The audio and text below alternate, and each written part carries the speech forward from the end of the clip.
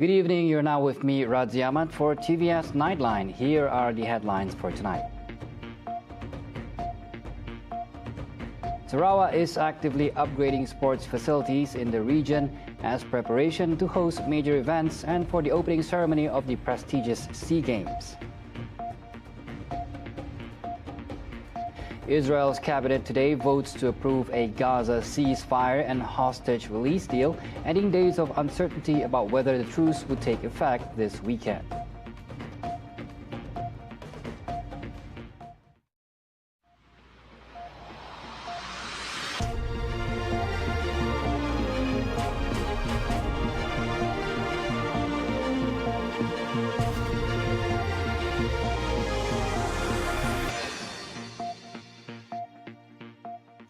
Sarawak intends to become a premier destination for international sports events, including co-hosting the prestigious Southeast Asian SEA Games in 2027.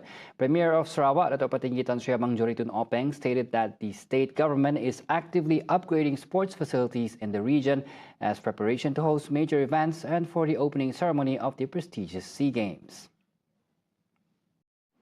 Dan satu daripada rancangan kerajaan Sarawak ialah untuk menarik semua venue kesukanan di Sarawak ini supaya dapat membolehkan kita menganjur sukan bertaraf antarabangsa sambil menjadi benchmark untuk kita mewujudkan atlet kita yang setaraf dengan atlet antarabangsa. The Sarawak government has invested huge sum of money for us to upgrade the facilities, including this Borneo cricket ground. The Premier said this during a press conference after officiating the Borneo cricket ground in Kuching on Saturday. He added that the 6 million ringgit facility was built according to international standards and is equipped with amenities to meet the needs of global media. Abang Johari further emphasized that complete sports infrastructure is vital for developing local athletes. Earlier, the Premier also launched the ICC Under-19 Women's T20 World Cup Cricket Championship. Regarding the tournament, he said cricket is highly popular in countries like India, Pakistan, Australia, and the United Kingdom, attracting a big global audience. We'd like to extend our appreciation to the governing body for their choice of Sarawak. Time different is just nice for them to see through their media. What is important now is for us to equip ourselves, not only for cricket, but for other sports. The opening Group C match of the tournament featured a clash between Samoa and Nigeria. Meanwhile, the Sarawak government plans to introduce sports science programs at its state-owned universities to further develop the sports sector in the region. Sarawak Premier Dato' Patinggi Tan Sri Abang Joritun Openg stated that the discipline should also be introduced at the secondary school level, particularly in sports schools. We are actually discussing with the Ministry of Education. You have to start from secondary school. Apa nama sekolah sukan?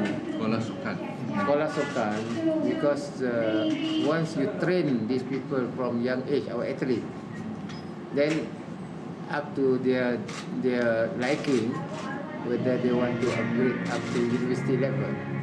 According to Abang Johari, the proposed course will be introduced in state-owned higher education institutions such as ICAS University College, Swinburne University, and Curtin University in Miri.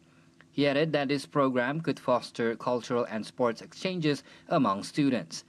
At the same time, Abang Johari reaffirmed Sarawak's commitment to supporting sports development in the region by investing in world-class sports facilities. Kita pun orang sportsman kita tu banyak. Hanya fasiliti, saya ingat juga. Even footballer kita ada potensi, exceptnya si ada sort of environment.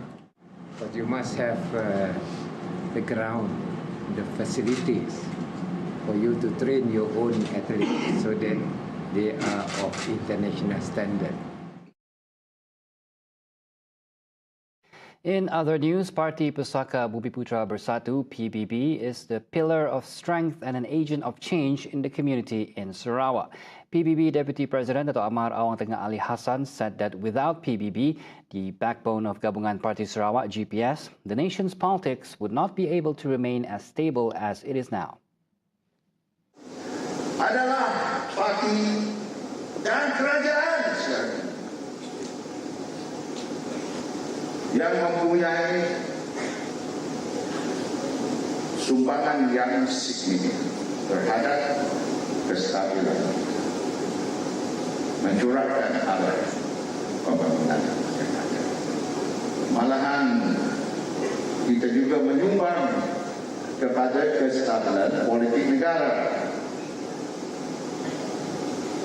Kalau tak ada PBB, GPS, politik negara kucak-kacir tidak pernah dalam sejarah belum habis satu panggal 3 Perdana Menteri di Malaysia. Tak pernah. Sekarang kita juga yang menyumbang kepada kestabilan politik negara.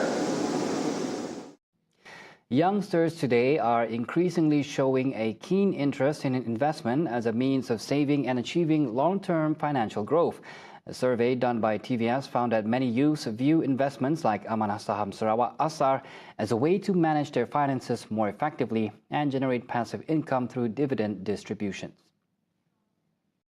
For 21-year-old Ivan Yoyo, investing in ASSAR is a way to secure his financial future and prepare for economic uncertainties. Tahniah kepada ASSAR sebab nya boleh meringankan beban kami dan kami punya family juga lah, parents kami lah, especially. And dividendnya every year makin besar. So, nya mencetuskan kami semangat untuk sama belajar ke. And then, ya ajak lah. Terima kasih kepada Abang Jo and Sarawak juga. Similarly, 24-year-old Muhammad Faizal Mustafa believes that dividends can support his plans to further his education and purchase essential items. Pertama sekali kami ingin mengucapkan tahniah kepada ASSAR lah sebab memberikan dividen sebanyak 3 sen per unit. Bagi kami sebagai seorang yang berpendapatan minimum, perkara itu sedikit sebanyak membantu untuk orang macam kami untuk menyambung pelajaran lah, dari segi membeli peralatan seperti laptop, printer dan sebagainya. So kami berharap semua anak muda dan Bumi Putra pun melabur dengan sida ASSAR lah supaya lebih menjamin masa depan. Meanwhile, 24-year-old Muhammad Zulhaikal Laji views the dividend distribution as not only attracting foreign investors to Sarawak, but also increasing the value of existing assets. Dengan kenaikan dividen tu, kami rasanya boleh menjana semula pendapatan negara kita, sekaliguslah boleh menaikkan lagi ekonomi negara kita lah.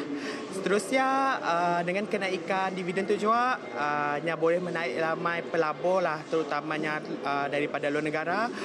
Dengan kenaikan dividen tu juga, saya sebagai orang Sarawak pun lebih tertarik lah, dan insyaAllah kemungkinan kami akan melabur lah. Ya daripada kami. Recently, ASSAR announced an interim dividend distribution of 3.0 sen per unit, involving a payout of 14.23 million ringgit to 57,653 investors based on unit holdings as of December 31st, 2024. Premier of Sarawak, Dato' Patinggi Tan Sri Abang Johari Tun Openg, expressed pride in ASSAR's consistent growth since its restructuring at the end of 2022.